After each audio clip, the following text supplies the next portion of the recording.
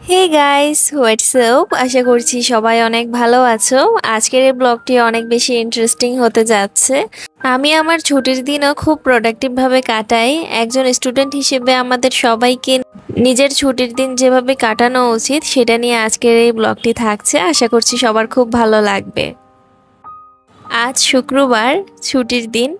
শুক্রবার আমাদের বাংলাদেশে সবারই ছুটির দিন থাকে, স্টুডেন্ট হতে চাকরিজীবী সবারই। আর আমি চাই না আমার দিনটা নষ্ট হয়ে যাক। আমি চাই এই দিনটা যেন খুব প্রোডাক্টিভভাবে কাটাতে পারি।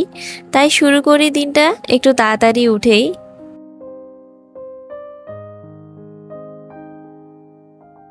ঘুম থেকে উঠেই আমার প্রথম কাজ থাকে নিজের বিছানাটা গুছিয়ে নেওয়া। আর আমি সবার প্রথমে ঝেড়ে সব কিছু গুছিয়ে নিচ্ছিলাম। তারপর আমার রুমের যত আসবাবপত্র আছে তা হালকা পাতলা মুছে নিব। আসবাবপত্রগুলো কিন্তু প্রতিদিনই মোছা হয়, এরপরেও ধুলাবালি জমে যায়। তাই আমি সকালবেলা উঠেই সবসময় এই কাজটা করতে ভুলি না। তবে যেদিন আমার কলেজে ক্লাস থাকে সেদিন এই কাজটা আমি করতে পারি না।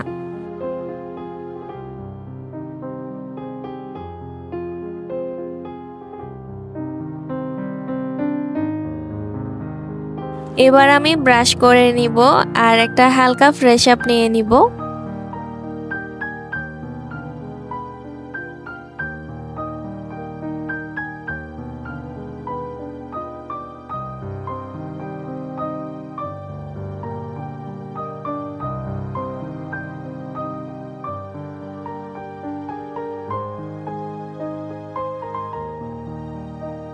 খালি পেটে 1 থেকে 2 গ্লাস পানি খেয়ে নিব, এতে করে শরীর চাঙ্গা হয়ে যাবে।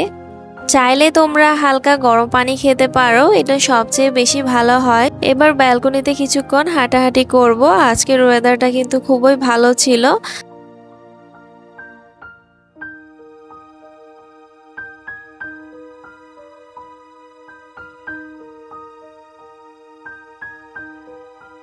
শরীরকে এনার্জেটিক রাখতে ব্যায়াম করা অবশ্যই অনেক বেশি জরুরি।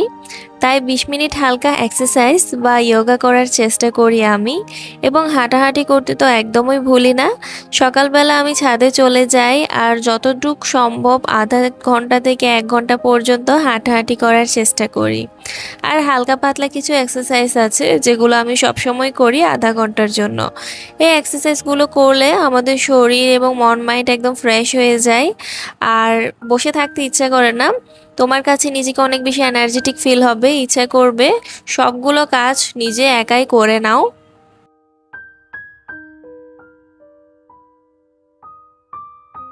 ছুটির দিন মানে অলস সময় না, বরং পড়াশোনার জন্য ফ্রি টাইম। সকালে 1 ঘন্টা নিজের টপিক রিভিশন করি, যেটা আমাকে পড়াশোনায় এগিয়ে রাখে।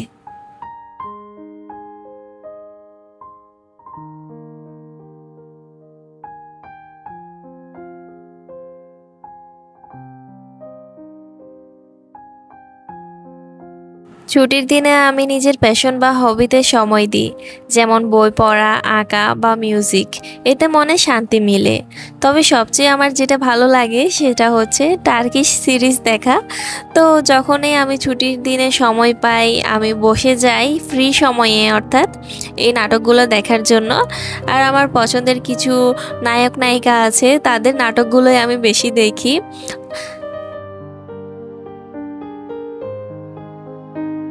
বাড়ির ছোটখাটো কাজে সাহায্য করি পরিবারের সবাইকে। এতে পরিবার খুশি থাকে আর আমিও দায়িত্বশীল হতে শিখি। তোমাদেরও বলবো, যারা স্টুডেন্টরা আছো, অন্যান্য দিন আসলে আমরা চাইলেও অনেক সময় সময় বের করে ফ্যামিলির মানুষকে সাহায্য করতে পারি না। তবে ছুটির দিনে তোমরা করতে ভুলবে না। খাওয়া দাওয়া শেষে নিজের প্লেটের সাথে সাথে ফ্যামিলির যারা আছে সবার প্লেট ধুয়ে দিতে। তারপর চাইলে তোমার কিচেনটা যদি মেসি হয়ে থাকে সেটা পরিষ্কার করে রাখতে পারো, ঘর মুছতে পারো। আসলে বাসার অনেক কাজ থাকে, শুধু নিজের রুম না, ফ্যামিলিতে যারা অন্যান্য ব্যক্তি আছে তাদের রুমও পরিষ্কার করার চেষ্টা করবে। আম্মু যখন রান্না বান্না করবে তার রান্না বান্নার কাজে সাহায্য করবে, যেমন পেঁয়াজ কেটে দিবে, আলু কেটে দিবে এবং সে কিভাবে রান্না করছে তাও শিখতে পারো। এতে করে তোমার দক্ষতাও বাড়বে। আমি একদম ছোটবেলা থেকে চেষ্টা করতাম ফ্যামিলির সবাইকে বিভিন্ন কাজে সাহায্য করতে, যেন কখনো আফসোস না হয়। তো এই কথাটা মাথায় রেখে সবাই নিজের ফ্যামিলির মানুষকে সাহায্য করার চেষ্টা করবে। ছুটির দিন বিকালবেলা আমি নিজের হাতেই নাস্তা বানাতে পছন্দ করি, তবে আমার কাজে সবসময় আমার বড় আপু সাহায্য করে। আজকে আমার বড় আপু এখানে অনেক কিছু রান্না করেছে বিকালের নাস্তা হিসেবে। আমি জাস্ট ময়দার ডোটা রেডি করে দিয়েছিলাম, বাকিটা আপুই বানিয়েছে। তো টুকটাক ছোটোখাটো এরকম সাহায্য করি আমি। আর ছুটির দিনে তো আসলে বাসায় সবাই থাকে, তার জন্য মজার মজার খাবার খেতেও ইচ্ছা করে।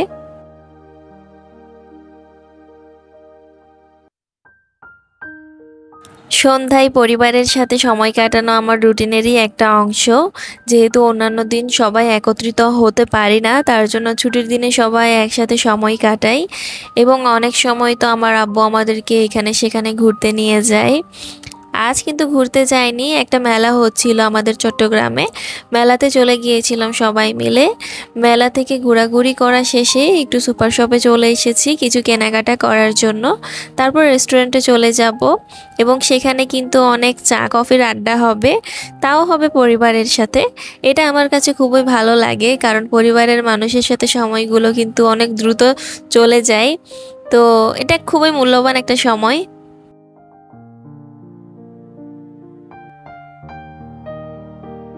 সন্ধ্যার পর আমি আবারও কিছু সময় রাখি পড়াশোনাতে দেওয়ার জন্য।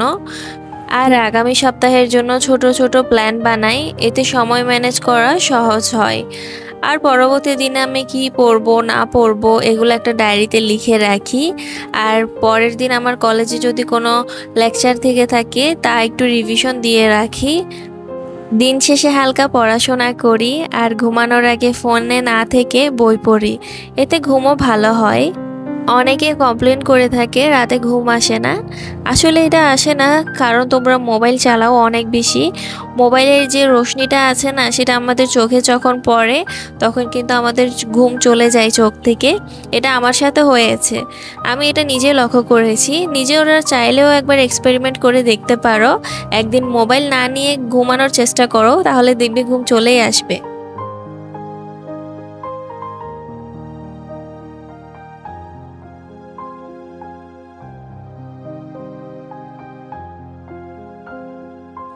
এই হলো আমার ছুটির দিনের প্রোডাক্টিভ রুটিন। এতে আমি পড়াশোনা, শরীরচর্চা, পরিবার আর নিজের হবি সব কিছুর সময় বের করতে পারি। আশা করছি আমার আজকের এই ব্লগটি তোমাদের অনেক বেশি ভালো লেগেছে। ভিডিওটি একটু হলেও ভালো লাগলে চ্যানেলটি সাবস্ক্রাইব করে পাশে থাকা বেলটা বাজিয়ে দিবে এবং ভিডিওতে লাইক দিতে ভুলবে না। ধন্যবাদ।